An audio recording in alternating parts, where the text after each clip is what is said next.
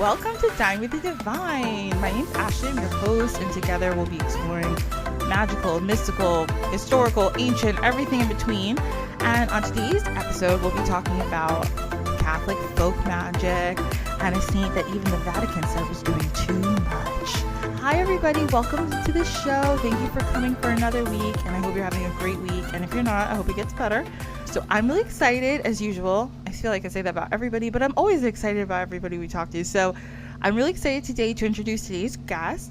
So today we have Echo. She grew up in the suburbs outside Chicago, and she still resides relatively around the same area. She currently works full-time as a public middle school choir teacher and juggles life as an online private music instructor, a church musician, and performing with 2 professional choirs. Damn, girl, you have any time to do anything else? I don't know. Barely. And somehow trying to be a writer and kind of a content creator.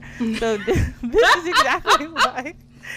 exactly why she's a cat parent and avoids human parenting. That sounds fantastic. Hi, Echo. How are you? I'm good. How are you? I'm doing great. Lots to unpack here. So first of all, when did you realize you were a musical person? Because you're involved in choirs. I've seen you on Instagram. You play the cello. Were you introduced to music by someone else, or did you realize that you really loved music and you wanted to do different things with it?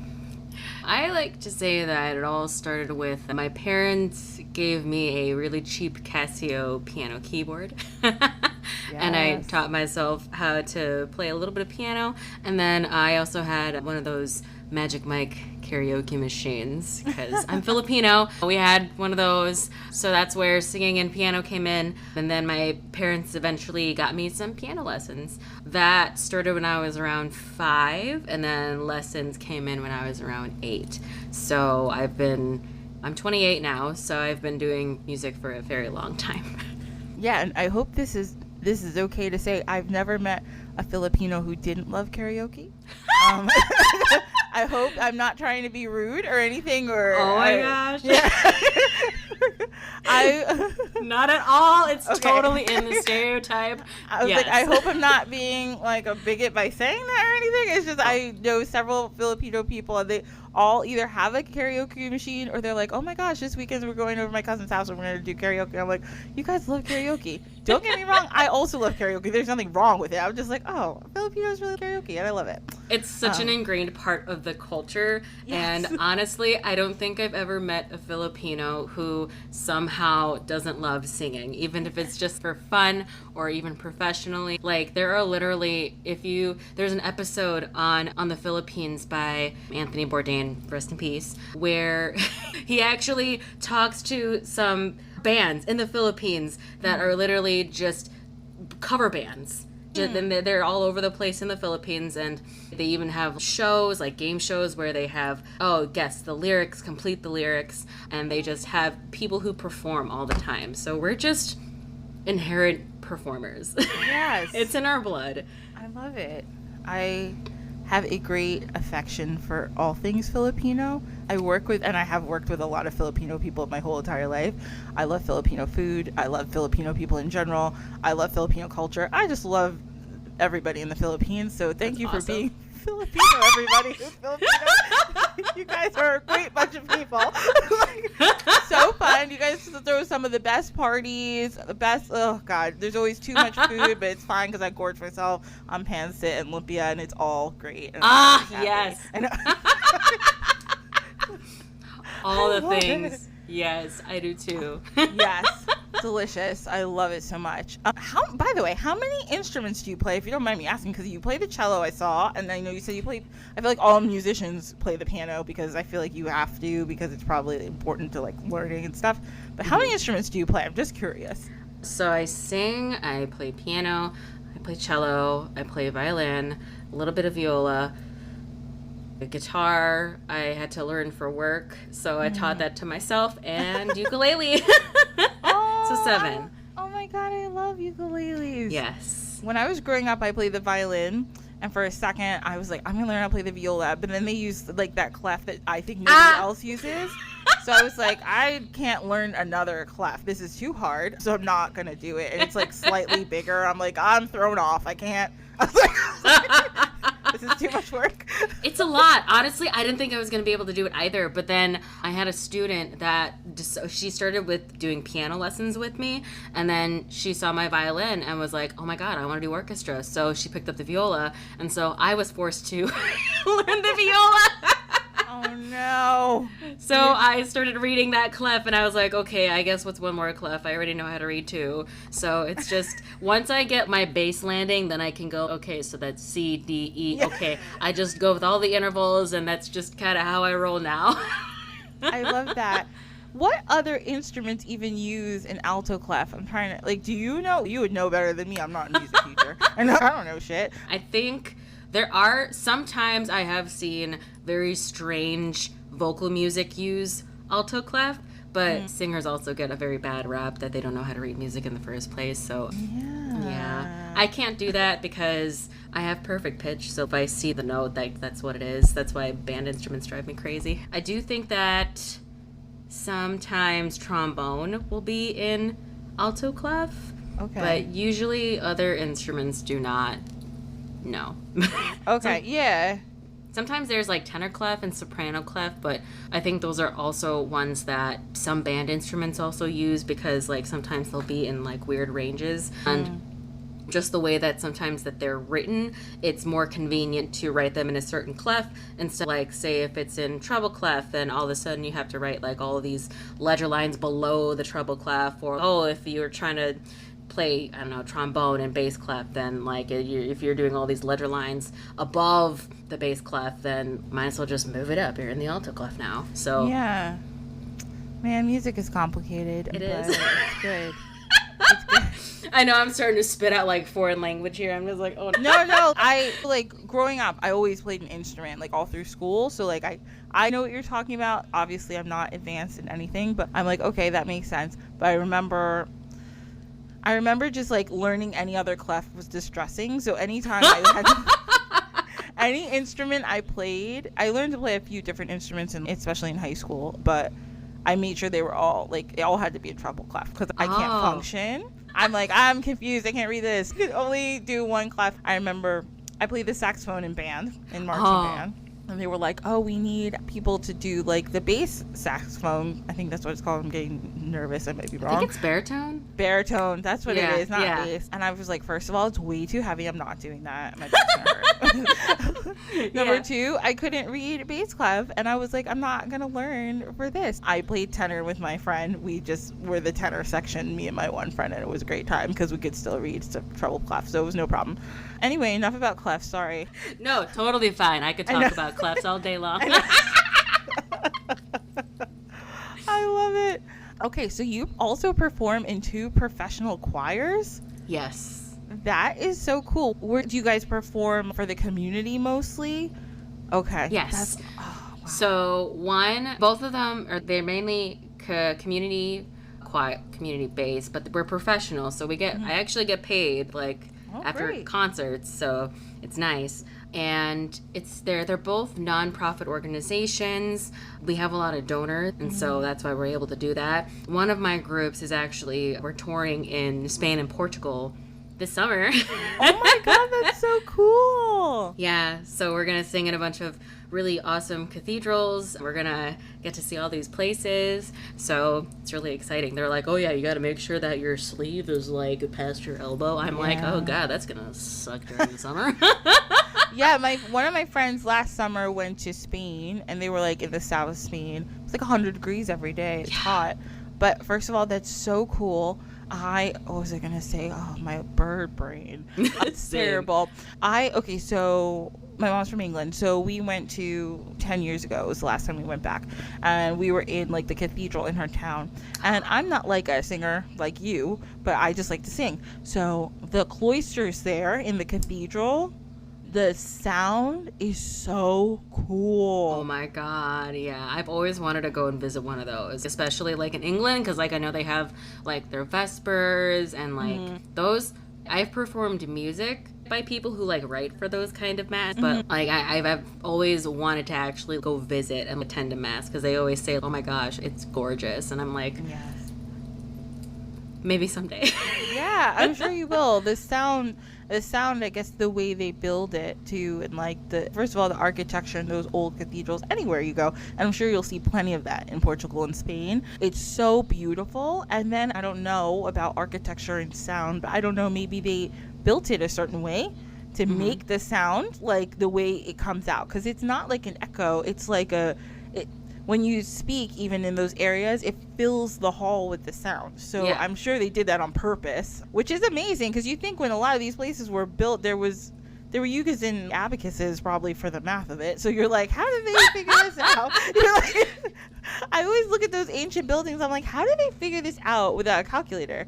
I don't know. I can go on and on about how I think they were smarter than us, but it's not what we're going to talk about right now. It's just, okay, hold on, we're getting into math now. Exactly. I know, because it's just amazing the way the halls fill with sound. Okay, this is gorgeous, isn't it? Okay, so we talked about that. So next thing we're going to talk about, we're going to go to our dish of the week next. So each week we have our dish of the week, or dishes, depending on how I'm feeling that week. This week I picked 2 different things. So I know you said you like ramen, correct?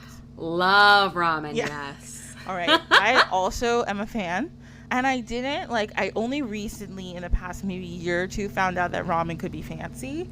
Yes, when I found that out, I went to a place with my friend and we sat down and ordered ramen. I was like, damn, this shit is good. And I just thought we were going to get just like ramen noodles. And I was like, whatever, it's fine. The ones from the little packs? Yeah, so I thought that's what we were getting. And I was like, okay, like in my head. But then when I looked at the menu, I said, this is complicated. I was like, this is fancy ramen. But I love a ramen. We're going to do a little ramen education here because I didn't know all this. So first of all, guys, there's 4 different popular varieties of ramen, okay? So the most common style is called shoyu, and this shoyu is a Japanese word for soy sauce, so it's like a soy sauce based ramen, and it usually comes out as a light broth, and it's usually brown or clear or sometimes a little more milky. Then you can have shio, I hope I'm saying it, or shio, which is another light broth, and it's usually shio means salt in Japanese, so this broth is golden color, or it's made of fish bones, like a fish stock or a chicken stock. And then you have miso, like miso soup. Most people know what miso soup is, and it's that cloudy soybean paste broth. And then you can have tonkotsu. This is a full-bodied, fatty, satisfying broth, and it's usually made up of simmering pork bones, which I think I've had that one before, and it's very good because of course it is simmering pork fat. It's delicious. So why wouldn't it be good? So anyway, those are like the bases for ramen, but the good thing about ramen is you can put anything in it. You can put sesame oils, olive oil, garlic, ginger, rice vinegar, soy sauce, different kinds of hot sauces like sriracha or garlic chili sauce. I love a hot garlic chili sauce. Ooh, I'll put it on anything. My asshole would be on fire. That's why I don't. That's why I steer clear of it. Oh my god, I love hot sauce. I love a sweet chili sauce that you get sometimes. I always get it at a Thai restaurant usually. Yeah. I can put it on anything. There's what Filipinos use. I think it's the same kind. I forgot what it is. Sweet and sour. It's like there's so many kinds of sweet and sour sauces that Asians use, and there's one that Filipinos use specifically for lumpia and the Shanghai egg rolls. And it's I forgot the name of it. It's like an orangey sauce with the red flakes in it. I don't know if you've seen it before. Oh, I've definitely seen that before. I know exactly what you're talking about. Yeah. My family calls it like the sweet and sour sauce, but I'm like, okay, that sweet and sour sauce is different than the kind of sweet and sour sauce I get at the Chinese restaurant or the Japanese restaurant. So it's really interesting how each culture will have a different take on all these sauces. I definitely though have seen that hot sauce that you're talking about, like the more orangey looking one, and it's delicious. Some other things you can put in ramen, you can put in like different kinds of mushrooms, enoki mushrooms especially, they mentioned in this particular article, bean sprouts, corn. I've never had it with corn. I have. It's good. It's great. Is it? All right. Yeah. I get nervous because I'm like, I don't think we need corn in everything, everybody. Let's relax. But it's fine if you like corn. It's good texture in my opinion. You're funny. There is fish cakes. Fish cakes you can put in it. And you can make ramen is something you can make at home. Literally, you can do like a soft boiled egg. You can do some of these toppings, some of these vegetables, and then you can put whatever protein you like or beans, whatever you like. So that's a little bit about ramen. So, and the other thing we're going to have, I found this article because I thought it was hilarious. So, is the most expensive sushi in the world. Oh! So there's this guy. His name is Angelito Araneta Jr. And he is a sushi chef. And he makes the most expensive sushi in the world. His sushi is covered with edible gold and covered also with diamonds and pearls. What? Whoa. I'm like, sir, why are you doing this? What is the point of this? I don't know. Edible gold? Yes. That's a thing? Yes, it is. Did you ever drink like Goldschlager? No. Okay, it's like a liquor that people think is fancy, but it's not. Like, we used to get it when we were younger. It's like, we got Goldschlager, but it's not that cool. But it has gold, it has gold flakes in it. Anyway, it has a cinnamon taste to it, and it has gold flakes, and you can ingest it, and it's fine. You'll live. You won't be poisoned. So that's great. I know, right? So this piece of nigiri 5-roll sushi costs, drumroll, there we go, $1,978. Oh my god, for 5 rolls? Oh my god, are they even like big rolls? No, they're not. And they're not like the fantasy roll that you're like, I feel fancy, I'm gonna pay $12 for the fantasy roll at my local sushi joint. This is ridiculous. I get it, it's for like stupid rich people, and I don't mean that they're stupid, I mean that they're stupid rich and they just want to be fancy. And I guess so. They can say, I've had sushi with gold sprinkled on it, and there were diamonds. I was able to eat the diamonds. Okay, where's your shit shiny? Are you all right? Like, you need to get checked now. You need a colonoscopy because your diamonds are somewhere floating in your... Right? Like, yeah, that doesn't sound safe. As a nurse, I will tell you, don't eat a diamond. That's not good for you. It is not good. This guy, he makes this sushi. He probably gets paid a lot of money, and we're super happy for him that he's making a living doing that. Congratulations, sir. He's also in the Guinness Book of World Records for having the most expensive sushi, and he's doing great. Congratulations. And those are our dishes of the week. All right. So this is the part of the show where I plug myself real quick. So everybody, if you enjoy this show, this is what you're going to do. You can pause it right now or when you stop driving or whatever you are doing. And please just give us a 5-star rating. It helps other people find us. It shows that you like the show. And you can do that on any platform you listen to us, whether it's Apple Podcasts, Spotify, whatever. And if you have any suggestions for episodes or comments or questions or constructive critiques, please email me at dinewiththedivine at, I forgot my own email address, dinewiththedivinepod@gmail.com. You could also follow us on Instagram at dinewiththedivine, and we're on Facebook at dinewiththedivine, and TikTok, which I have not posted anything yet, but I promise I will soon. Okay. As soon as you're better than me. I can't I know. do TikTok. I'm like, as soon as I figure it out, I will post something, I promise. Okay, so now we're going to talk a little bit about, so Echo, I know you practice what you call like folk Catholic magic. Is that right? So That's we're correct. we're going to talk a little bit about that, and we're going to talk about folk Catholicism. So I want to know from you, how did you get into this practice? So I was born and raised very Catholic, but the folk part of it came in, I guess it's just been sprinkled throughout my entire life, and I haven't fully embraced the folk magic part of that identity until I'd say a year ago, like fully. That's when I started saying, okay, this is what I do now. And that's coming from the Filipino side. Of course, obviously, like when it comes to Catholicism, it was something used by colonists where they came in and they colonized the Philippines, Spain did. And originally in the Philippines, They had their own sort of spiritual practices. And really, the Philippines were, according to, and this is coming from my dad, who's a huge history buff. My the dad Philippines, too. awesome. Gotta love it. They're just like, well, 7 years. Exactly. Okay, Dad. I love it. Oh, dads. I know. So my dad was saying the Philippines were actually really hard to conquer because they were savages, and that totally clocks because I can be pretty savage too in all sorts of ways, but I can touch on that later. Anyway, so they were very hard to conquer, and think about it, like Magellan died over there. Well, first of all, also the Philippines is so many islands. It's like, how are you conquering all these people? Isn't like 7,000 islands or something?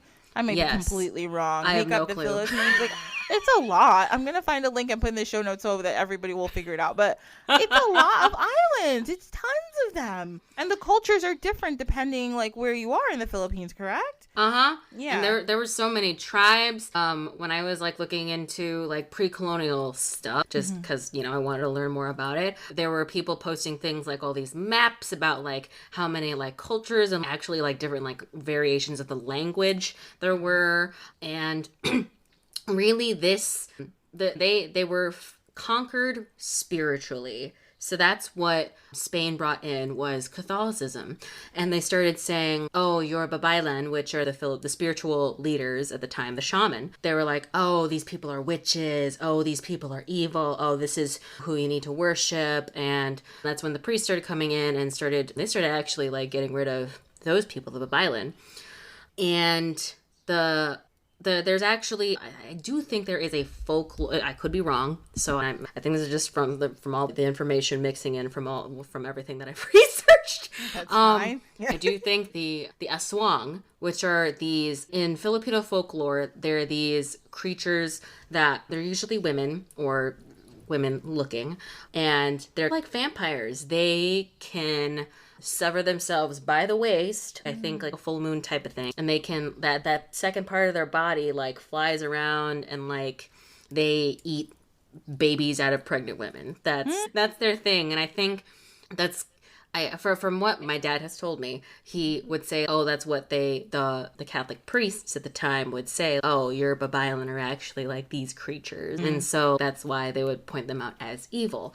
Now, obviously, centuries later, because the Philippines actually had a really hard time because their spirituality is very much part of their identity. And so I think like ever since like they adopted Catholicism, I think they're starting now to, I think, especially in this decade, have an actual footprint in society, just in especially Western society. When I was growing up, people didn't know what the Philippines were. And, okay. Yeah, and people would be like, oh, are you Vietnamese? There's this Vietnamese girl, and I think that you're probably her cousin. And I'm like, what? No. Don't you? Okay, I'm not trying to interrupt you. People used to do that to me all the time. So my dad's from Ghana, and people would be like, oh, Ashley, that other kid over there, I think he's like African. So are you guys like family? Oh my God. First of all, I don't know that kid. I'm sure they're fine, but don't know that person. Or my friends would be like, your dad sounds like Mufasa. I'd be like, first of all, I'm not offended. Racist. But I'd be like, first of all, I would always be like, first of all, in The Lion King, they're speaking Swahili. They speak Swahili in like Kenya. We're like 8,000 miles from Kenya. I was like, and also, what? I'm like, I love that was everyone's like reference to in African. They're like Mufasa, the lion. And I'm like, what? Bro, what are we talking about? Yeah, so it's like people probably looked at you. They're like, there's another Asian person, so you must know them, correct? Like all Asian people, you're from Asia. Right? That's how that works. And I was like, pardon? What? So... It's like, what do you mean? And you think to yourself, do people realize how big, number one, the world is? I'm just like, what are you saying to me? I'm like... Do you realize that those continents are much larger than you think it is? Like, your little Bufu town is like nothing in comparison to the vastness of the... You're like, what do you mean? insane. But anyway, I'm so Right? sorry I interrupted Oh, no, you're you. fine. It's So okay. everybody thought you knew that Vietnamese girl who happened to be over there. So they're like, "Oh, girl, you know her?" And you were Yeah. like, pardon? Yeah. And they're like, oh my God, are you Taiwanese? Are you Korean? Are you Chinese? Are you Japanese? I'm like, no, I'm Filipino. And they're like, what the fuck is that? I'm like, the Philippines, bitches. I don't know how else to explain this. It's a country. I know. Like, here is the map. Do you see Japan? No, I'm not from there. Look south. There. You see those islands? Philippines. Now, That I wasn't one. born there. My parents were born there, okay? But I am full-ass Filipino. Like, my parents are off the boat. They are both immigrants. They both got their citizenship. Like, but I was, the Philippines. Yes. Get it right. Oh my God. Oh God. There's even someone that would just, and Laos, like some people don't even know the country Laos, and they're just like, is your family from there? And I'm like, no. The one thing I always remember about Laos is that the actress Brenda Song, Yeah. her family is from Laos. I Oh. remember there was like a little, I don't know why, like on the Disney Channel, they'd have, it was like not a commercial, but it would be a little short. And it was like one of them was like my sister used to love Sweet Life of Zach and Yes, Cody. I did too. Yes, my sister loved that show. My sister's like almost your age. She's 27. So I would watch it with her sometimes. I'm like 8 years older than my sister. But so Brenda's song had a little clip of her and her grandma. And she was talking about, oh, my grandma's from Laos. And I used to study Laos when I was little. And I had never heard of anybody from there. I was like, oh, this is so cool. Whenever I found out like somebody was from a country that this is also a very embarrassing story. I used to work at Walmart when I was a teenager, and I used to work at customer service sometimes, and we would send money orders. So this guy came, and I also really like to know people's like surnames and figure out where they're from their surnames. Obviously I don't tell them but because that's weird and it's probably insulting if I get it wrong. So but I'll just think about it and I'll be like, this name looks like this. So this guy, I do that too, so it's okay. yes, okay, cool. But I'll never say it unless they say something to me about it. But this guy came and he's sending a money order to like the capital, and I looked at the capital, it was like UTT, and I was like, oh, this is Mongolia. I've never met anybody from Mongolia. I was like so excited. And I don't know if I'm like being weird, but I wasn't like fetishizing him because he was from Mongolia. I just like really like to meet people from countries I've never met anybody from. So I was like, oh, and I saw the name and I just said to him, is this going to Mongolia? He's like, yes. I was like, oh, okay. And I was like so awkward about it. And he's probably like, is this girl, maybe she's never heard of Mongolia. She seems confused. But I was just excited. I was like, oh, I've never met anybody from Mongolia. This is so cool. Oh and my then God. I handed him back his money order. He's okay, thanks. Like, you're being really weird about it. It was just exciting, and I'm sorry. I hope I did not make that man feel uncomfortable. Oh my God, no. I would have totally been all like, oh my God, because I have no filter. So I would have been like, Mongolia, that's so cool. Oh my God, Mongolia. I know so many things about Mongolia. I could tell you all. But no, I wouldn't do that. But anyway, interesting.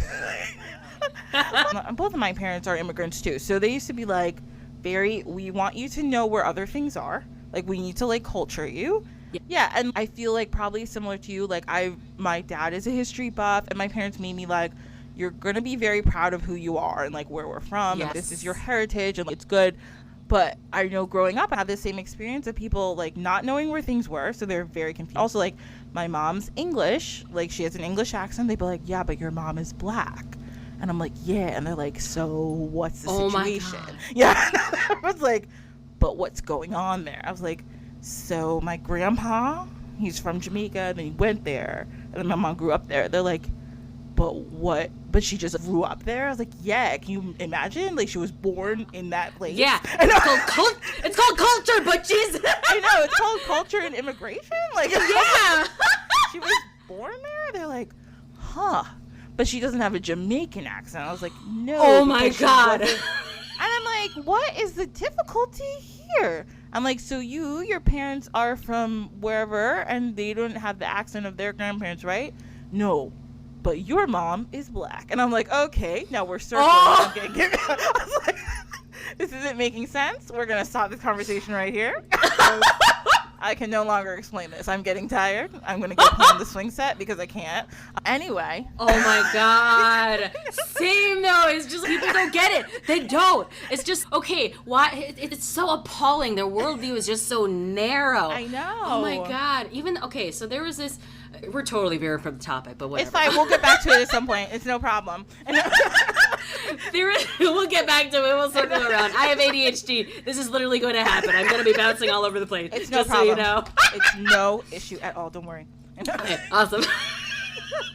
I lived in this rental townhome, and there was this grandpa Indian dude who would like see us every now and again, and he would wave whenever he saw us. He was like across the street. One time he came over to us, and he pointed at me. He goes, "Chinese?" I am like, "No, Filipino," and he's Mexican. Okay, here we go. I was like, okay, really, bro? Okay. You're like, all right. Listen, and then I kept saying Filipino, and he was just, okay. I knew in his brain he was just like, she's some sort of Chinese Mexican child. And I'm just like, I'm just gonna walk away from this conversation because clearly you don't know what Filipino is or want to even try knowing what it is. See, like, if I don't know like what an ethnicity is, I'd be like, okay, what country is that? Yes. Ask questions, be curious, learn, for crying out loud. That's literally all it takes. So I have a friend, her grandfather was a rabbi. And so I'm really into this show. It's an Israeli show, and they're Hasidic Jews. So on the show, every time they do something, I always text her. And at the beginning, I'd be like, I hope I'm saying this in the most respectful way. I have a question. And it's literally fine to ask questions. I'm more than happy to answer it. And that's all you have to do is just be like, hey, I have a question about this cultural thing. Can you help me? And people are really happy to answer it. I'm always happy to answer questions for people if you are confused about whatever. So yes, it just takes curiosity. And the curiosity shows me that you are respectful of the culture just because you want to know. Yeah, you don't know where the Philippines is? No problem. I will explain to you where it is, and you'll be like, huh, didn't know there was something down there. And great. Right. Now we've all been educated. Great. And there's such a huge difference between asking the questions and like asking questions, but then just asserting what your own belief is. Exactly. Yeah. So the people that are just like, oh, but your mom is black. I know. I can't get into how come she doesn't even make an accent? Yeah. They're like, I'm like, I don't, so you think that like it's the blackness that carries the accent, the skin color, the melanin? I'm like, I am very confused. I'm like okay, I guess I don't understand you and you don't understand me, and it's fine. We'll just keep going. It is so, the narrow-mindedness is so appalling. Like, it is. You're just like I'm just look at people like, what are you talking about? And it's the same people who, and a lot of times it's Americans, but they're very excited and proud to say, my family came from Poland at this point, or my family came from Sweden. And like, I'm happy for them too. Yeah, you should be super excited about your culture, but when it's another culture, why can't you be excited that other people are excited about theirs? Because I promise you, if somebody's family came from Ireland and I say, oh, your family came from Wales, they'll be like, no, it was Ireland. And that's no problem. I want you to correct me. But when I talk about my culture, don't be like, silly child, you are wrong. Excuse me? Yeah, they're like, your family did what? That is impossible. And I'm like, it's totally not, because it happened. Yeah. Like, you can't rewrite my history. Exactly. I am the living proof of all the things I just said. I am here. I was like, what do you mean? Precisely. And that's the same thing with, and I'm going to totally segue back into this, the combination of Catholicism and magic. Yes. And people think that's impossible. I had some people commenting on Instagram going, oh, you can't do that. No. I'm like, actually, there's a community that is made of folk Catholics or people who do practice folk magic, but then they're not necessarily Catholic, and that's okay because it's a whole. And this is the beauty of it. It's like the diversity. It's like everyone follows like what they feel is right to them, and it's not this whole dogma thing. So the thing that I'm learning now, especially about folk Catholicism, is, and this is thank you to the Red Text podcast for educating me a lot on this as well. They're awesome. Highly recommend their podcast. I'm going to put it in the show notes, everybody. Yeah. Yes, they're fabulous. And what I learned is it's a lot of rejecting a lot of the colonist and the dogma ideas of Catholicism and bringing it back to the people. And interestingly enough, like my dad, both my parents are very much diehard Catholics, but they're indirectly following in the same path I am, just not having the witch label for it. Because they're still very paranoid about that part. Makes sense. I get it. Yeah. And they go, and they have been saying, like, not everything the Pope says is absolutely the word of God. Everything that a priest says is not going to be the word of God. The clergy, they're not perfect. They're human. They're men. Yeah. And obviously they have free will, and that's why when everyone's all, oh yeah, you're Catholic, does your priest touch little boys? And I'm just like, that's not what it's about. You're missing the point. Yeah. And it's about the faith of the people, like going all the way back to how Jesus taught it. So like thinking about like faith, being kind to one another, loving one another, and then obviously there is the whole belief in God. But obviously for me personally, like, I don't care what you believe in. If you believe in all of these other deities, that's totally fine. As long as you're okay with the way I practice, I'm totally okay with the way you practice. Yeah. And what bothers me about some, especially like Christians out there that are just like, no, you're wrong, everything you're doing is wrong, and that's just. And that's what doesn't really, it doesn't vibe with a lot of people. And that's why people hate Christians, because of that whole dogma idea. Yeah. Oh, you are wrong. You have to do it this way. It's this way. And that's why there's such this huge, I guess, like, there's this huge conflict with everybody spiritually on that level. And especially when it comes to being folk Catholic, I do incorporate some witchcraft things into my practice along with my Catholic practices, such as using herbs, using crystals, using candles. But there's a lot of Catholic stuff that is inherently like very pagan, which is the use of candle magic, the use of oils, the use of, and like you're going to an altar and you're turning bread and wine into flesh and blood. That's very pagan. And that's actually a lot of other Christian denominations. They criticize Catholicism for that reason, because they are very pagan-like. Yes. I think I said this on the last episode too. It's that Catholicism was my first introduction to magic. I say this all the time because I was always obsessed with the ritual of it. I would love Christmas Eve mass, like midnight mass, to go and smell the incense and the way you had to do everything. Like, it was to me so, first of all, it's so magical, and I would feel so close. I'd be like, oh, this is the feeling that like you're supposed to get. And actually one of our other guests was saying she turned away from her Catholicism because she wasn't getting the feeling she got when she started with different like pagan forms. But I felt that like at midnight mass the most. I'd be like, this is the feeling. And I feel that when I was reading a lot about what people define as like folk Catholicism, I feel that it is a lot of people, first of all, like you said, using their own culture and their own cultural practices to feel closer. But also I feel in a lot, and I'm not going to say it's just America or anything like that, or like what, I don't know where, I'm not going to define a place, but there's a lot of people who practice, but they don't feel that connection. It's just, I go to church and I pray and everything's fine. And that's fine if that's how people want to do it. I'm not criticizing anybody, but I feel for myself, because I grew up Catholic too, and it was the feeling, like it was the feeling of being close to God. And if you heard like a choir singing and like the feeling of that like rising of your soul, like those were the things that I like longed for, because I was like, this is what I think Jesus was talking about. I was like, I feel, and I used to tell my dad too, I'm like, I feel God sometimes, and my dad's like, that's great, like fantastic. I was like, I think like I feel, and then like with my other practices too, that's how I always felt. So I was like, aha. And I think it takes you on a different spiritual path. I think a lot of people feel that, like you said, a lot of people don't like Christians because it's a lot of the dogma. But when you just focus on the dogma, it sucks, because it's people who wrote a lot of the dogma part. It's not Jesus who came down and wrote this book for us. People interpreted what he said this way and that way and this and the third. That's whatever. But when you go and you feel it for yourself and you get to define it for yourself, that's when you're like, aha, this is a spirituality or whatever that I can connect to, if that's what you want to connect to. So I love that. I just love it.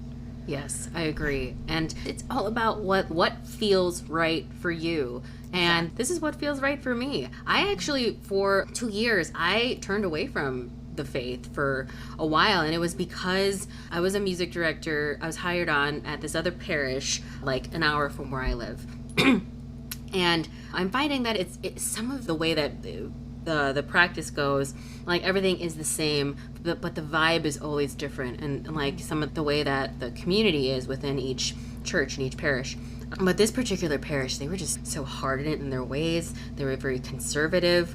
They kept changing the music selections every time I put something in. Every time I tried to put something new in, they were just like, "Oh, I don't know it. I'm gonna do this instead." And I'm just like, "Oh, all right." Ave Maria again. Just another Ave Maria. Yeah. Right? Okay, listen, I love Ave Maria, but guys, we need to like have some like new stuff. Listen, I love all of the Catholic classics. I really do. The Catholic classics. Like that. On Eagle's Wings. Let's do it. Let's do it. I do. I couldn't with this parish, and they made me turn away for a while because they were so conservative and so very set in their ways. And then I came back to my home parish, which is the one that I obviously grew up in. I got part of their music ministry, and they are very much like open arms, like we take anyone and everybody. We take as many people as we can. We dive into all sorts of music, and they're a very accepting community as well. So that's something that is really important to me, especially when it comes to certain and I think that's what people also find hard to cope with when it comes to coming into Catholic churches, because there are some people that are just like, "Oh, you're gay."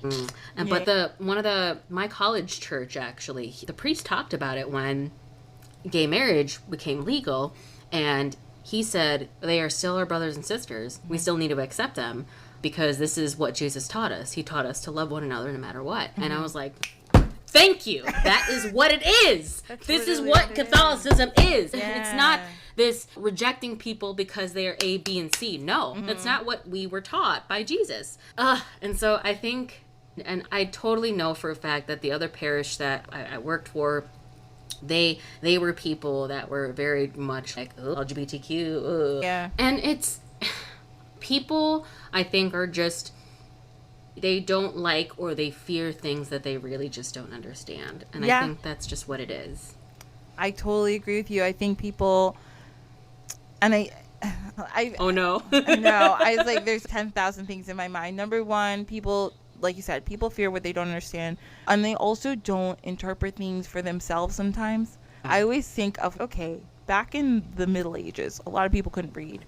So the church told them this, so they did it. And the church said that this was in the Bible, so they did it. And they were like, purgatory. They're like, all right, fine, maybe it's in the Bible. I can't read it. But they're like, whatever. But now, you guys, most people, especially if you live in the United States, are literate. If you want to know something, read it. Interpret it for yourself. Do whatever you want. I know, and a lot of people turn away from churches because of different traumas they've gone through in those churches, and a lot of that has to do with people not accepting them. And all this stuff with acceptance, I'm like, if you guys read anything and interpreted it for yourself, you probably wouldn't. A lot of people say this is wrong because so and so said it was wrong. Okay, but did you look at it at all? Form your opinion. Yeah. Stop. Oh my God. And I talk about this all the time because I think it's funny, but like, even people always reference people who have tattoos, right? They're like, Leviticus says that you shouldn't have tattoos. And I'm like, okay. OMG. I'm like, let's get into it. Because number one, first of all, if you knew anything about the history, when was the Bible written? A long ass time ago. And what was going on then? Was it the people who were pagans, people who had different animist beliefs?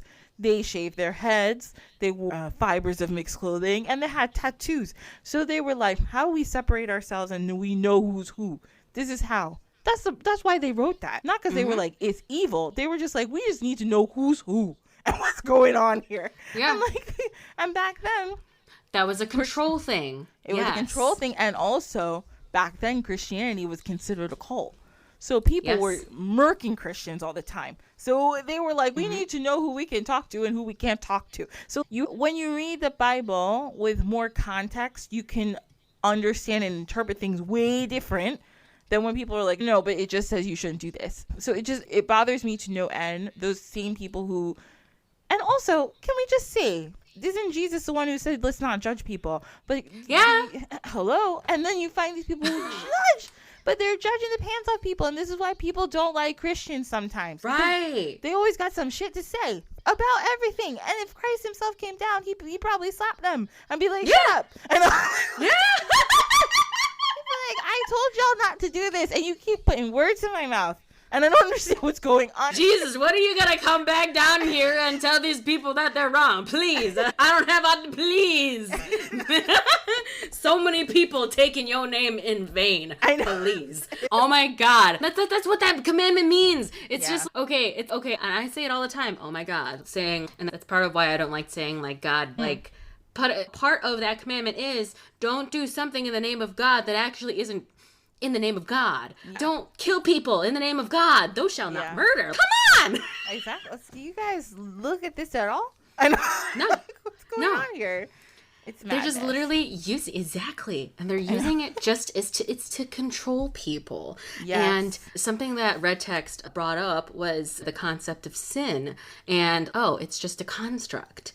It was just made to like say, oh, you can't do this, you can't do that, just so that way they can control people. And that's what drives me crazy about that side of Christianity. That's like man's Christianity to me. Yeah. Like and that's just how humans try to control other humans, and it really bothers me. And that's part of why I still go to church. I still do all of the things. The only thing I really don't do is confession. Just because it feels weird going in and... Go ahead. We're going to talk about that in a second. Go ahead.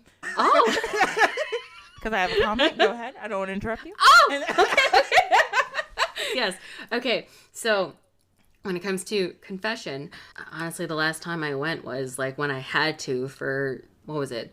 What was that right like called? Confirmation? Confirmation. Yes, confirmation. So the last time I did it was for confirmation. And honestly, it's just, this isn't really me having a conversation with God. This feels like impersonal. And with full Catholicism, it's like, it has to be like, for me, my interpretation of it is it's your relationship with God. And your relationship with Mary, your relationship with the saints, whoever you choose to connect to the most, maybe the angels, maybe, and it's, take out the middleman. Hello. Okay, and you can take advantage of all of the things that the church has to offer. That's cool, because all of that ritualistic stuff is beautiful, and it's great, and it's spiritual, but like when it comes to confession, it's just, okay, I don't want to confess things to just this man right here, just because he just happens to, he went through all of the rites of being a priest. Sorry. That's the one thing I won't do anymore. Okay, I've never been to confession because I was like, this is dumb. Like, why? When I remember growing up and I'd ask my dad all these questions about like God and stuff, and I remember asking him like, okay, so if I do something wrong, I remember being like 4 and I asked my dad this question, if I do something wrong, but God's going to forgive me, right? And my dad be like, yes, this is the thing. He's like, if you do something really wrong, but you're really sorry, and you pray and you apologize, then God forgives you. I was like, yes. Cool. Then I got older and I found out about confession, and I was like, okay, correct me if I'm wrong. Why do I now have to go talk to this man who is just like me? And like, he's flesh and blood. Like you said, maybe he went to preschool and I didn't go to preschool, but like, why am I telling him? I thought I just had to pray about it. Now I have to tell him to tell God. We're playing telephone now. This is stupid. And he's going to tell me to say a bunch of prayers that I haven't memorized. I can just say my regular prayer, which is, hey, God, I know today I went to school, and this is a true story. When I was in 2nd grade, I cheated on a spelling test because I couldn't spell octopus, and I knew that if I spelled octopus, I would get 100 on the test, so I just really wanted to win one time. So I wrote octopus ahead of time on my hand. I was wrong. And I remember I used to be very afraid like that, like I would be struck down. I don't know. This was like a thing in my head. So I remember going on the school bus like going home, be like, God, it's me, Ashley. I'm really sorry. I really wanted to get 100. and I'm really sorry that I lied and I spelled octopus and I wrote it on my hand. Like, truly believing. Yes. But after I prayed, I was like, I think it's fine now, because my dad said that Yes. I really was sorry. I didn't want to Yes. keep, I did something wrong. But yeah, so I agree. No middleman. We don't need that. No That's middleman. stupid. If you are truly sorry for what you did, then yes, God hears you. Yeah, that's what it's Yeah. like. That's literally it. Like, it, guys, it's just not that complicated. No. I'm gonna spit out a couple little facts. So I was reading a lot about different forms of folk Catholicism. So one really popular one, we touched on this in a previous episode, we talked about, like, in places like Haiti, where voodoo is really strong, there is like a different kind of folk Catholicism there, where they they replace a lot of the gods from like voodoo with saints. So that's one kind of form of folk Catholicism. Another form, which is practiced in many different places all over the world, is taking a lot of the cultural festivals or cultural holidays and relating them to saints or different Christian holidays. That happens a lot. So there may be some specific thing that, like, oh, everybody does this on this holiday. And if you really look into the specifics of it, you find out that, oh, this was a festival that was happening in the ancient times, but now we just relate it to Saint whoever, and this is their festival. That happens a ton all over the world, and people don't really think about it that much, but it's like very typical. And the other thing I was going to touch on, and I put this in the show notes too. Now we also even have, there's different folk magic practitioners also in different places, such as in Italy, it's called Benedicaria, which is called the Way of Blessing, and there's a lot of different people in southern Italy, in Sicily, who practice this way, and they mix these ancient kind of folk magic practices with their Catholicism. And it's a lot of what I read was people find it to be like, oh, this is just what we do, and literally part of what that means is, and what people know it as, I don't know how to say it in Italian, but people say the way it is and the way it's always been. They adopt. Exactly. It's just the way we do shit around here. That's literally what they call it. And so there's a really good book, Italian Folk Magic, and a lot of the rituals and spells and things like that in there are related to ancient practices, but a lot of them are related to Saint Archangel Michael and Saint Peter, and it's just, for them, it's just a natural thing. So this happens a lot of times all over the world, especially where Catholicism is really strong. Places like Italy, places like the Philippines, places like in different places in Latin America. Because for those people, it's now been so ingrained in the culture that some people don't even recognize, wait, this was something we were doing before. Because on the one hand, I like Jesus, he's my homeboy, it's no problem. But on the other hand, like, the colonizers did a terrific job of ingraining this in all of us. So a lot of us who have parents who came from Catholic countries or just were Catholic, and especially if it's just been ingrained in us so much that the cultures that they came from, it's almost like it's the cultural part of it faded away, where we just think that this is how we do it now. That's what they did. And one interesting thing I realized is that we even have a folk Catholic saint who isn't really a saint, but Santa Muerte in Mexico. Santa Muerte has become a folk saint, and actually this is another example. They think that Santa Muerte comes from a much older, and I'm terrible at pronouncing Aztec names, so I cannot pronounce the name of this goddess, but there's a goddess of death, life and death, and they think that is the origin story of Santa Muerte. But because Mexico is a traditionally Catholic country, she came up that way, and now she's seen as a saint of kind of people who are drug dealers, even sex workers, but now more people are finding their way to Santa Muerte. The Mexican Catholic Church is not really too happy about that. They don't really like that. Yeah, they're like, she's not a real saint. This is probably not great for us. But it seems like the belief in Santa Muerte helps a lot of people. And if it helps people, why not? You do whatever you got to do. But that's just another example about Catholicism mixing with folk magic and that kind of stuff. Yeah, so those are like my little facts that I looked up, so I had to mention. That's neat. Oh, yeah. Something to add about Please do. venerate. There's huge thing about Mary. So I know for a fact that, and I went to one of these, I wouldn't call it a party, but it was celebrating Our Lady of Fatima. And Yes. it was that appearance to the children of Fatima, and where our clan, Filipino clan, got together and we went to one of the grandparents' house, which is one of the matriarch people of the clan, and we celebrated like the day that I think it was like the first appearance that Mary had to these kids. And we just prayed a ton. We just all the clan just gathered in this giant living room. And that's what we did. But it's an actual thing, like from my understanding, like even in Spain, even in the Philippines, where they have people flood the streets and they parade the statue of Mary around.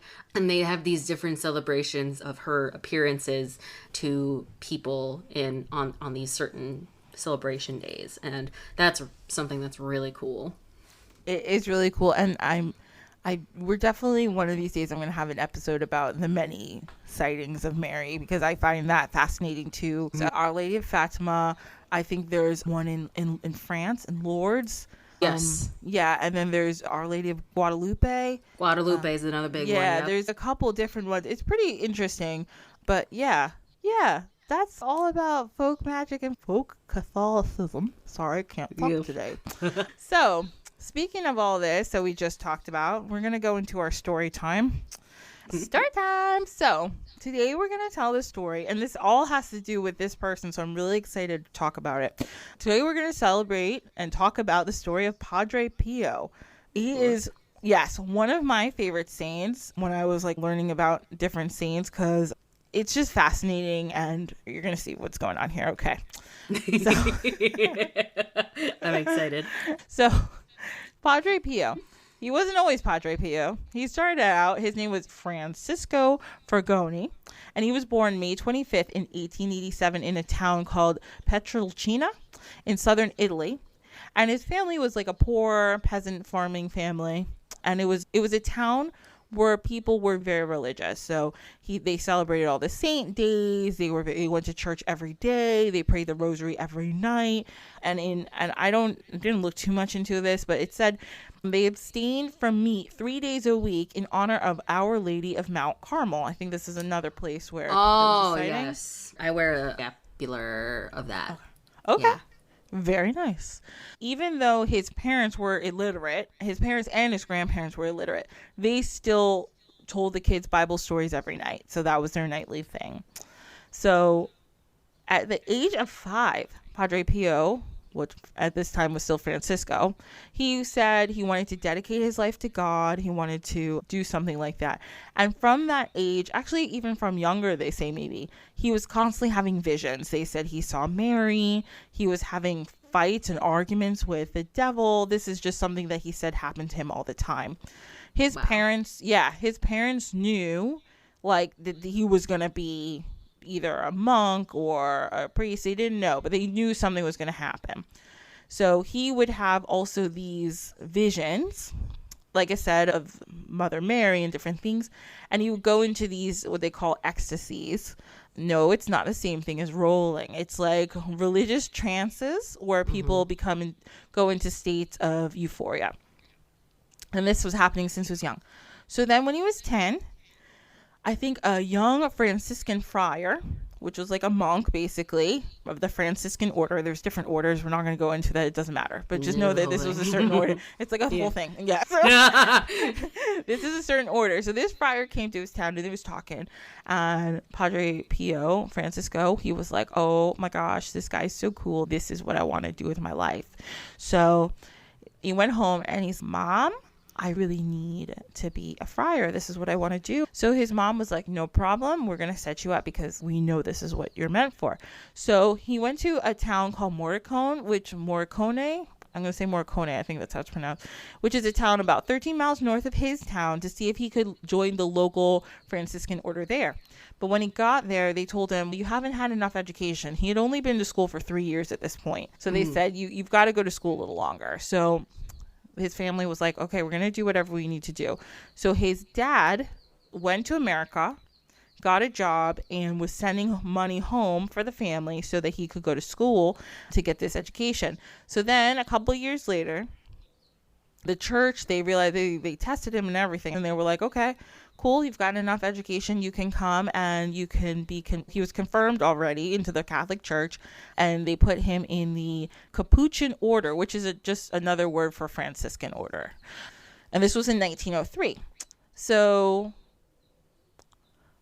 he took up the habit, he started dressing. If you've ever seen those monks, they have kind of the brown, looks like a big smock kind of thing that they wear. That's what he was wearing every day, and they have the big crosses in front of them. That's what he was doing.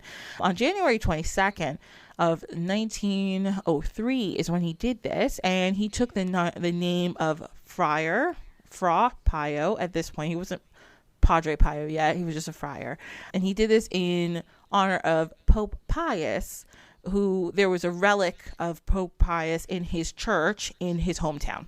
So he called himself Pio. So he took some vows of poverty, chastity, and obedience, and this is a part of the vows he had to take to become a Franciscan monk. So he started doing his 7-year study to become a priest. He's really into it. He went to this friary, the Friary of St. Francis of Assisi in Umbria, which is in central Italy. So he's studying, he loves it. But then around the age of 17, he started to get sick all the time. He was just sick.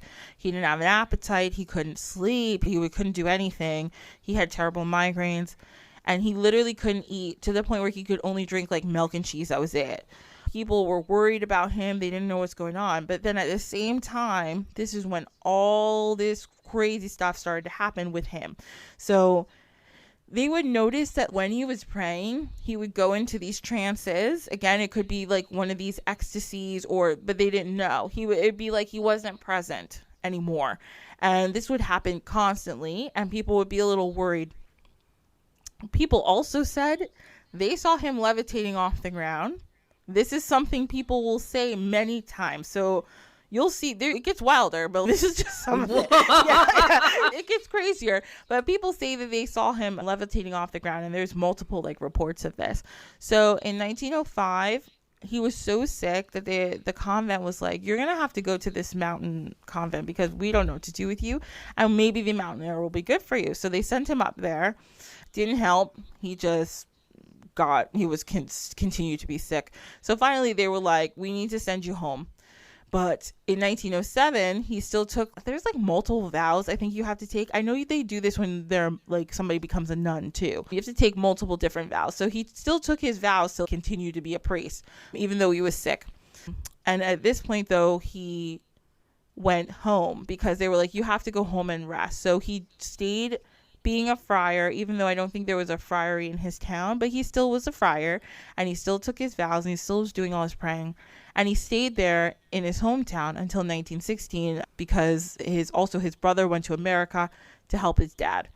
And he was there to help his family. During these years, Friar Pio, Padre Pio, he frequently wrote a lot of letters to his spiritual directors, who was Father Benedetto and Father Agostino, two friars who were in a monastery of San Marco in Lamas. So he would write them all these letters. I saw all this stuff, this is what's happening to me. And everybody was like, okay, cool, this seems like a lot, but okay.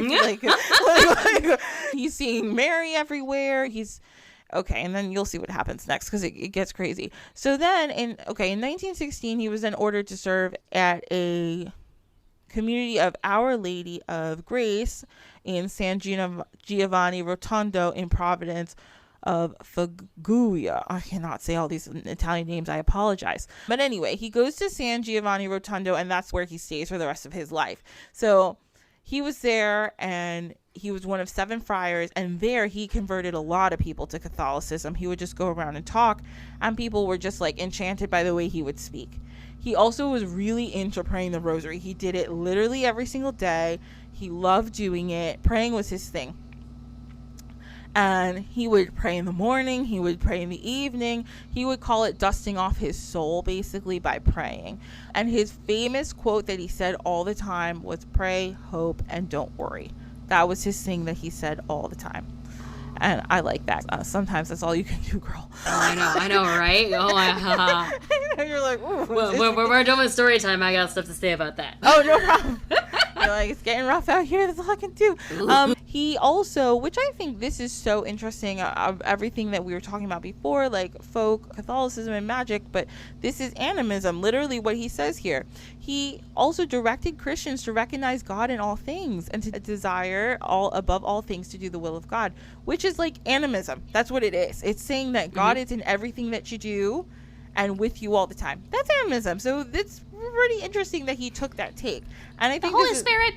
I know. Yeah, exactly. I think, but it's like we talked about, the people don't recognize it as that. They think it's something else. And I think that's interesting.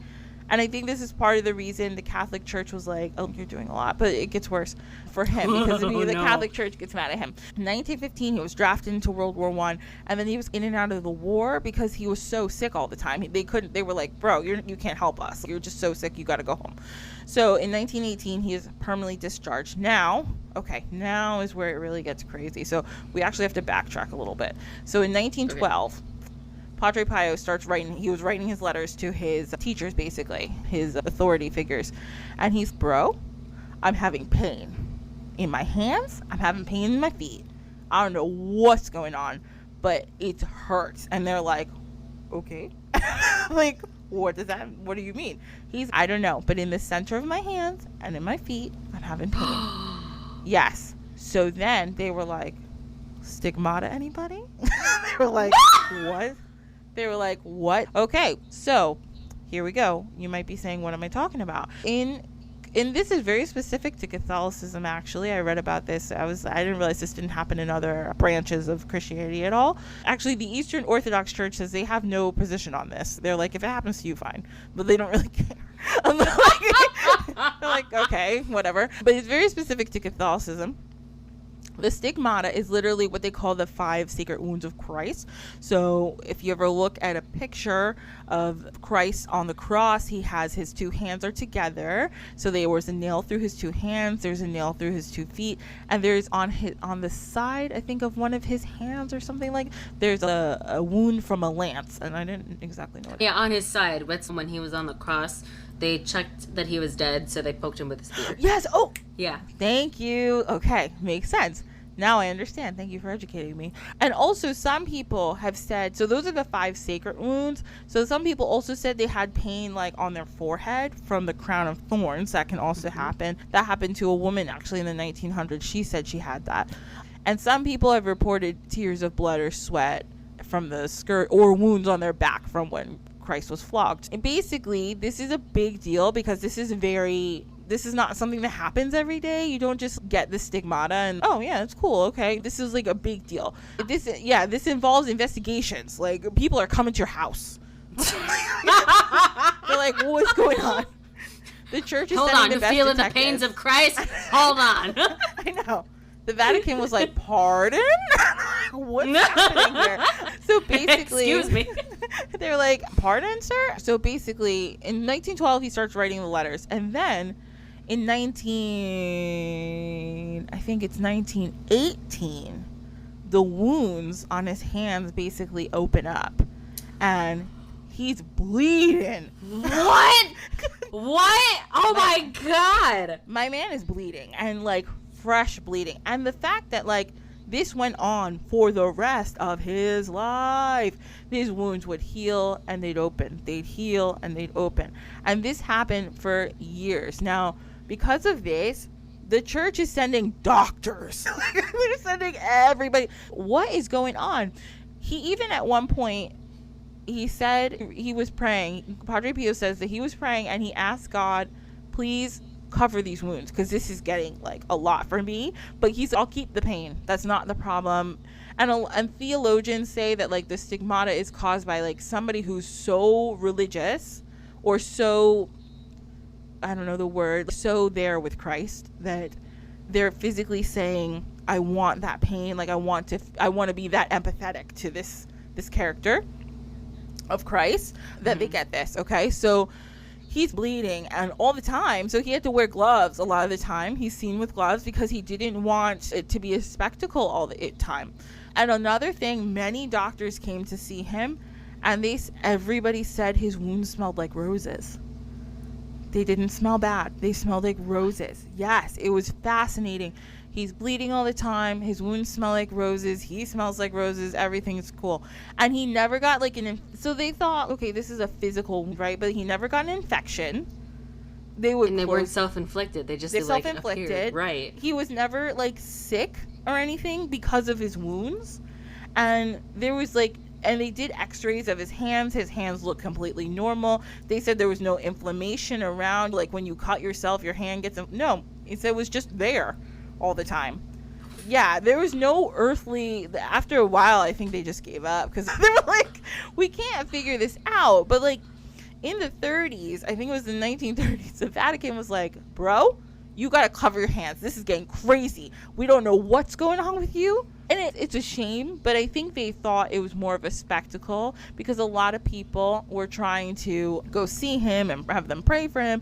And I think the Vatican was just like, this is too much. You really got to stop. So they made him, actually in the 1920s, they made him reduce his public masses, and they didn't even let him do mass for a while because, yeah, they were like, this is too much. And even though his spiritual director, like the guy Padre Benedetto and Padre Agostino, they believed him. The churches were like, they tried to relocate him to a different church. The people in the town they started to riot. They were like, absolutely do not take this man with his bleeding anywhere else. We love him. So they couldn't take him. So they tried like twice to do that, but the people threatened to riot every time. They're like, do not take this man away. So the Vatican just left him there. And eventually, I think in the mid-30s, they were like, okay, fine, you can do mass. Calm down. Sorry, everybody. And they felt bad about it. Because I think also the Pope changed at the time. And the new Pope was like, oh, actually, it's fine. Maybe this is just a situation. So it was a big deal. Yeah, the Stigmata. And there was a lot of other things going on with this man. So he had the gift of healing. Apparently his touch was healing. He would say things that were healing. By location, apparently this happened multiple times where people would say they saw him one place and they saw him somewhere else at exactly the same time. Bro. They said this happened all the time. There's a story where, it's a long story, but I'll give you the short part. So this woman who Padre Pio actually ends up adopting as a spiritual daughter later in his life, she went to Rome to see him. Okay? No, she went to Rome to confess. She went to, I think, St. Peter's Basilica, and she got there late with her friend, and she tried to get in, and the guards was like, no, it's closed. You got to come back to tomorrow. And she's like, all right. So she's a little spiritually lost. She's like, I'm just going to go there and see what they tell me. All of a sudden, she sees this dude, and he's, pardon, ma'am, are you okay? And she's like, yeah, I'm fine. I was here. I wanted to see a priest. I wanted to confess. And the guy was like, oh, I'm a priest. Come in. Let me let you confess to me. So they go in. She does her confession. He talks to her, and she feels so much better. And he's just talking about, like, her finding her faith, and he comforts her. So she leaves, and as she's leaving, she sees a picture on the wall. And the guard was like, ma'am, why are you still here? And she's, oh, that guy, that picture on the wall, he just came, he heard my confession, that priest. And the guy was like, oh, that's Padre Pio, and he never comes here. And she's like, pardon? She's, pardon, what do you mean? Bro. And he's like, he doesn't leave San Giovanni Rotondo. He doesn't come here. So I don't know who you're talking about. I don't know what's going on, but you got to get out of here because I'm tired and and I got to go home. And she's like, God. Yes. And this happened many times. People would say they would see him in one area of the friary. Maybe he would be outside, but he was also inside praying. And people would see this. And he himself said that he would he didn't know if it was a trance or what, but he would wake up in different places. He'd wake up in places where maybe it was snowing and it didn't snow where he was from. Like, just different places. Like, so a lot of stuff. He prophesied, oh, this is a big one. So one time, I think this is in the 1940s at one point. Sorry, I don't have my dates. Sometime in the I think it was in 1947, I think. Yeah. So anyway, he was at a mass, and this priest came to see him. This Polish priest came. And he was talking to the priest, and the priest was in. He's, hey, listen, Padre Pio said to the priest, this Polish priest, Father Carol, he said, Father Carol, you're one day going to be in the highest position of this church. And Father Carol was like, pardon? What do you mean? And he's, listen, I'm telling you. And Father Carol, I think I heard this story. yes, Father Carol is Pope John Paul II. Bro! Yes, he didn't know. So he apparently, this was just one of his gifts, his gift of prophecy and bilocation, the stigmata. He blessed people all the time. What was the other thing that he did? Let me see. Oh, apparently he was able to read people's hearts, and they said he had the gift of tongues. He would be able to understand and speak languages that apparently he had never heard. Like, this is just something he could do, like, off the bat. So this man magic. yes. So a lot of people, and I remember there was a time when I was like, I don't know what I am. Like, I was like, I don't know. Like, I like Jesus, but there's a lot out here. So I don't know what's going on. And I remember reading You do this, you. yeah, I remember this was like the early 2000s. So I'd read like blogs, like Christian witches and stuff. And it was cool. And this is one saint that I kept coming across because people were like, yo, he's mad magical. Like, he was super religious, but he was super, like, all this stuff is like, it was not normal, quote unquote. Because of that, I think the church thought, again, he was a spectacle. He was doing a lot, and it wasn't in line with just dogmatic stuff. He was just doing all these things, but he was saying, I have faith in God, and this is what God's giving me, this kind of ability. And he was extremely humble. He always said, it's not me, it's God. This is just like who I am. This is what I'm meant to do. Padre Pio, he then passed away at the age of 81 in 1968. So apparently the last two words he said were Jesu Maria, Jesus and Mary, which he repeated over and over till he died. And he also declared, after my death, I will do more. My real mission will begin after my death. One thing they also said, again, about his stigmata was after he died, the wounds completely covered up and you couldn't see him anymore. It was wild. And yes, they have pictures. They have pictures of him on the internet. Like, I will post it. No scars or anything. It's nothing. And they have pictures of him with the stigmata. You can see, like, they're black and white pictures, but you can see his hands where they're marked. So this was just happening. Like, this is just every day. He was just walking around like, I don't know what to do about this, guys. This is just my life now. He was... He's crazy. But like, people, so this is one thing that Pope Paul VI in 1971 said. Let's see. He said, what fame he had, how many followers from around the world. Why? Was it because he was a philosopher, a scholar, or because he had the means at his disposal? No. It was because he said mass humbly, heard confessions from morning until night, and he was a marked representative of the stigmata of our Lord. He was truly a man of prayer and suffering.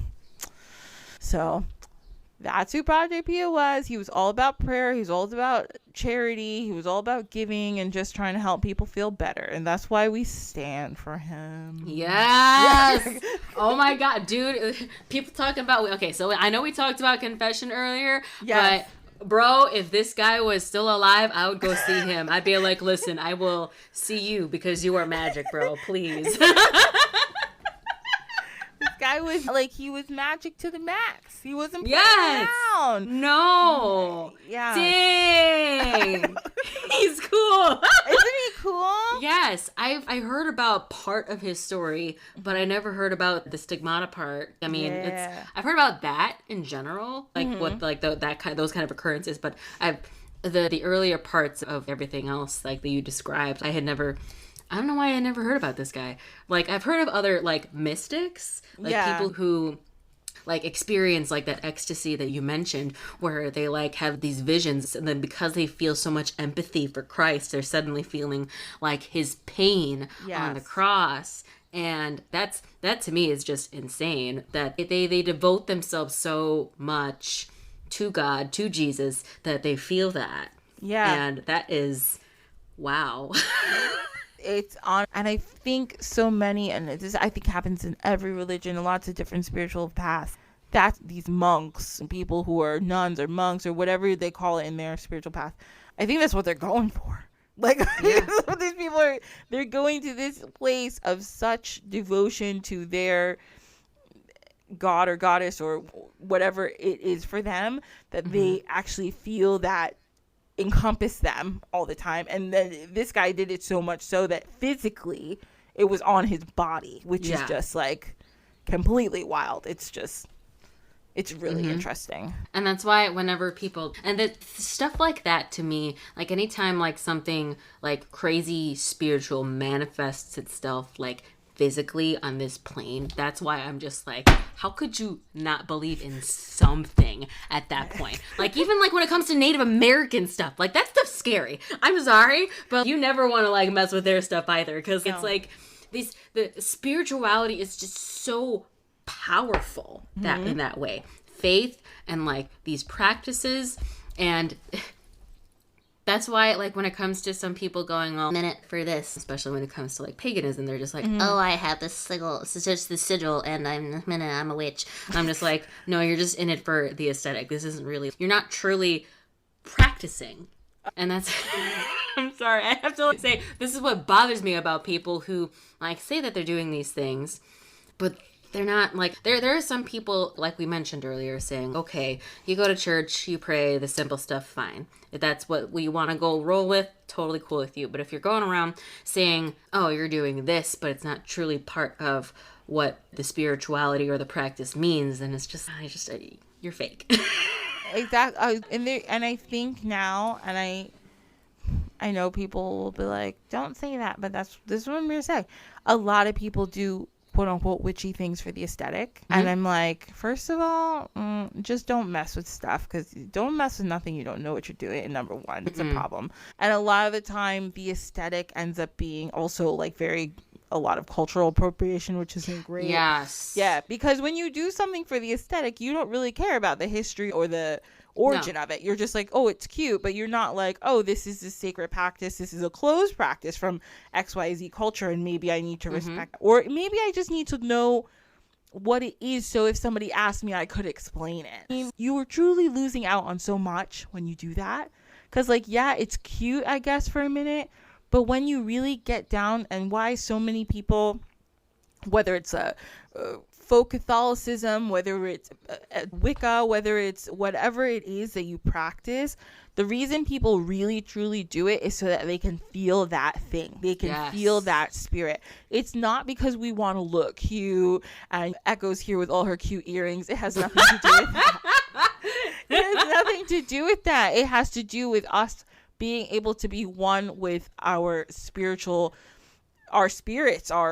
the great spirit, the one spirit, the many spirits, whatever you feel, that's what it's about. It's not, and I feel like so many people miss the point because they get to wear black. You can wear black any day of the week. It's not a problem. Yeah, no, nobody's judging. You can wear black, you can wear pink, you can wear whatever you want, but there's nothing better than, number one, getting to know yourself better through your belief, through your system, getting to know your morals better, and getting to know your spirit or your spirit better, and being engulfed in that love and acceptance from whatever you believe in. That's just my rant about that. Yeah, absolutely. Yes. Yeah, I'm with that 100%. Yes. Woo, okay. Thank you. Woo. Getting some real deep topics over here. It's a word. Yes. Okay. Yeah. Yes. Okay. So first of all, this has been the best time. I've had so much fun with you. Thank you so much. Yay. For being here, and I feel like you're gonna have to come again, and we're gonna have to talk about all of the things, like you said. We're gonna talk about witchy aesthetics. Ooh, I feel like we need to talk about that more. Oh boy, that's gonna be a whole freaking other podcast episode. We're gonna talk about what is right, what's culturally appropriate. Ooh, I have so many things to say when people are like, I'm gonna dress like a Chinese person. Excuse me? No, you're not. Don't do that, guys. No, it's not don't cool. do that. Don't do that. Even the whole, again, I could go on for, even just starting with the sage thing, like, I just sage everything. I just smudge everything. I'm like, oh my god, no, that's Native Americans. Stop. And the thing is, it drives me crazy because, number one, a lot of indigenous people have said this is a closed practice, so let's just stop. Number one. Number two, you can use other things in sage. You don't have to use sage for everything, believe it or not. You could actually just look it up because it's real easy to just look that stuff up on the internet.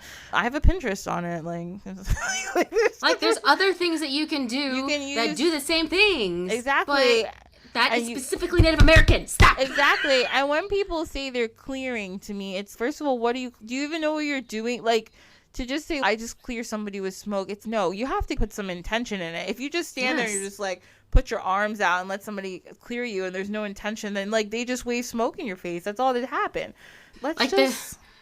You have to put like you said, it's the intention. For me, whenever I do some sort of cleansing, I have to pray about it because you have to get into you have to put your soul in it.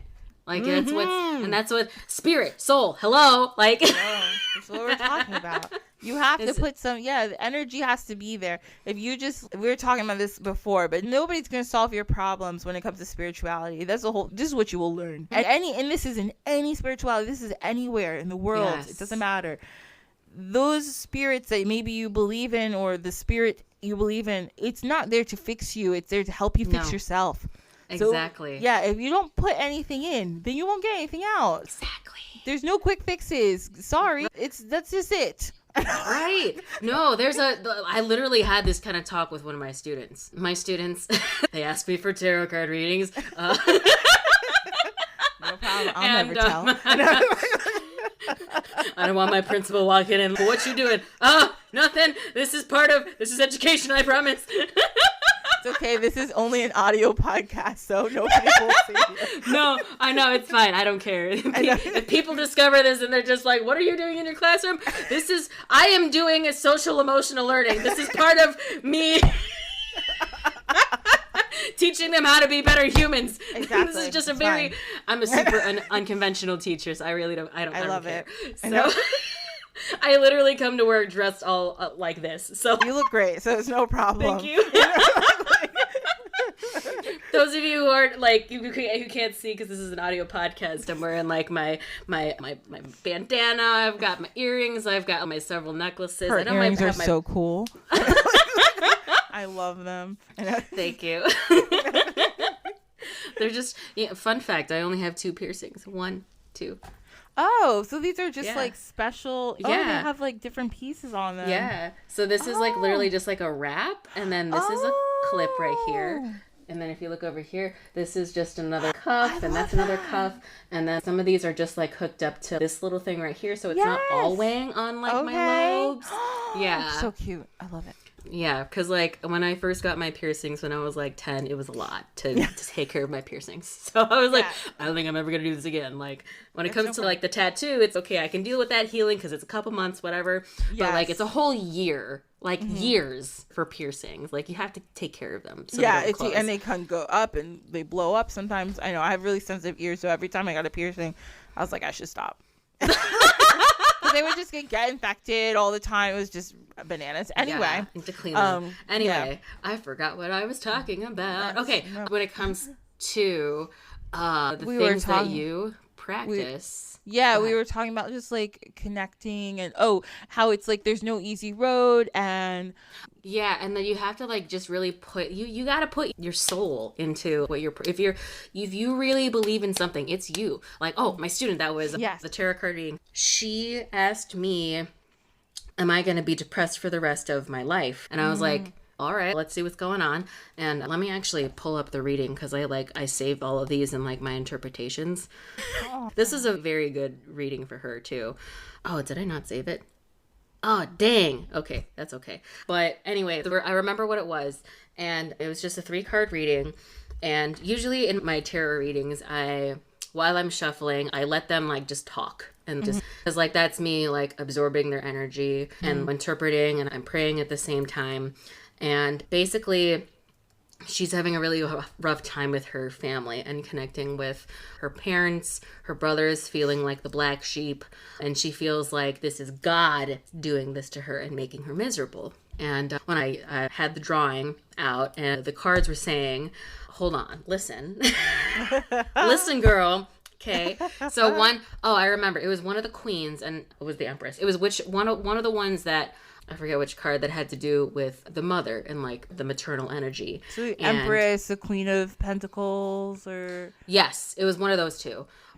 Yes, and that was the first one. And I said, okay, how's your relationship with mom? And she's, we can talk. She's mostly all about my brothers. And I'm like, okay, listen. So like my relationship with my mom wasn't great when I was your age, but then like now as an adult, like we actually, because trigger warning. Okay, so I did try to commit suicide when I was in college, and that actually, that changed my mom. My mom actually used to be very cold and distant, and she changed, and now like she and I are super close. I can tell her anything. She supports me with everything, and I hinted at that. I said, okay, like our relationship wasn't great, but once we both opened up, this is what a mother-daughter relationship could be.